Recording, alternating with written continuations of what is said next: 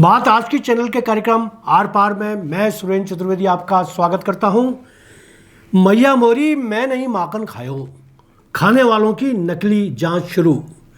राठौड़ बाबा please आप तो फटे में पांव दो ही मत, दे रहे हो तो कान खोलकर सुन लो। मैया मेरी मैं नहीं माखन खायो, सूरदास जी का यह पद अब स्मार्ट सिटी के वे सारे अधिकारी उस काल के राजनेता ढोल मजीरे बजा बजा कर गा रहे हैं। हर जिम्मेदार नामाकूल खुद को पाक साफ और पारसा साबित करने में जुटा हुआ है। भाजपा और कांग्रेस के बीच एक दूसरे के माथे पर ठीकरे फोड़ने का अभ्यास किया जा रहा है।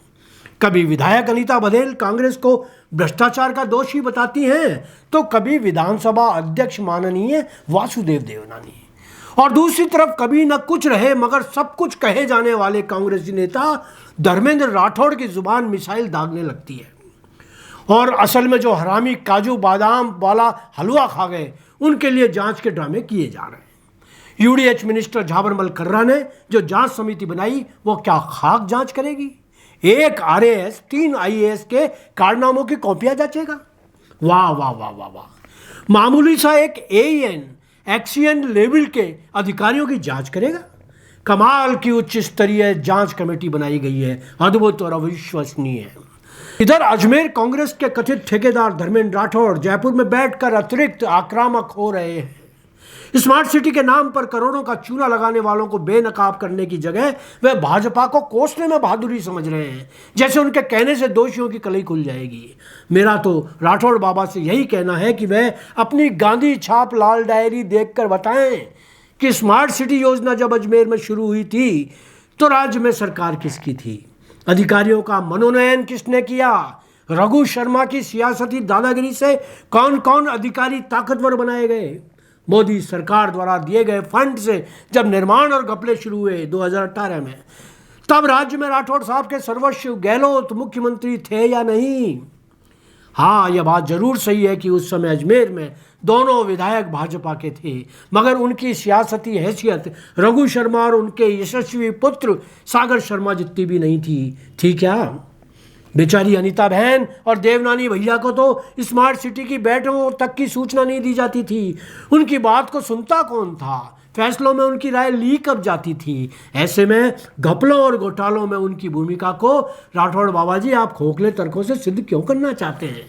आप यदि नगर निगम के क्रमवार मेयरों धर्मेंद्र गहलोत और ब्रजलता हाड़ा का नाम लेते तो फिर भी ठीक था, क्योंकि स्मार्ट सिटी के जितने 2 कौड़ी के निर्माण और करोड़ों के घपले हुए उनमें उनकी सहभागिता पर उंगली जरूर उठाई जा सकती है। हर घपले में उनके हस्ताक्षर होंगे, सहमति होगी, जांच करवा लें।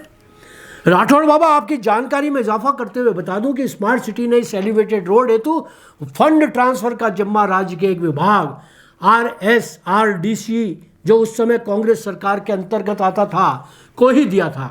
वहीं से 275 करोड़ की बंदरबांट शुरू हुई थी। इसमें दोनों विधायक कैसे जिम्मेदार हो गए?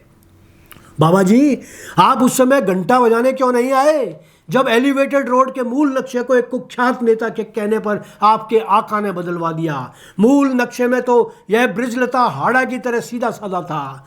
पुरानी RPSC से शुरू होता था और सीधा गवर्नमेंट कॉलेज में उतर जाता था। मार्टिन ब्रिज से ऊपर होता हुआ जाता या हो जाता तो शहर का यातायात इतना बदहाल ना हुआ होता, मगर शहर के कुछ हरामी दमदारों ने एक मंत्री की मदद से निजी स्वार्थों को आगे नक्षत्र के नक्शे ही बदल दिए। बाबा जी, जरा गहलोत साहब जी से पूछ कर बताओ कि किस नामाकुल के कहने से यह नक्शा बदला गया? क्या यह तीसरी भुजा जो धंसने की शुरुआत कर रही है, क्या उसे मूल नक्शे में थी? निर्माणकर्ता कंपनी क्या एलिवेटेड रोड बनाने के लायक थी? क्या एक विज्ञापन कंपनी को पुल बनाने का अनुभव था? 100 करोड़ का जयपुर के काम में घाटे की भरपाई करने के लिए क्या सिम्फोनिया ग्राफिक्स कंपनी को उपकृत करने के लिए ठेका नहीं दिया गया? क्या काम से पहले ही उस अयोग्य कंपनी को करोड़ों का भुगतान नहीं किया गया? बाबा जी का टुल्लू उस समय क्यों नहीं बोला सिर्फ इसलिए ही ना कि सरकार कांग्रेस की थी। देवनानी जी या अनीता जी ने यदि यह कुकर्म किया होता तो आप सब तभी उनकी इज्जत का फालूदा बना देते।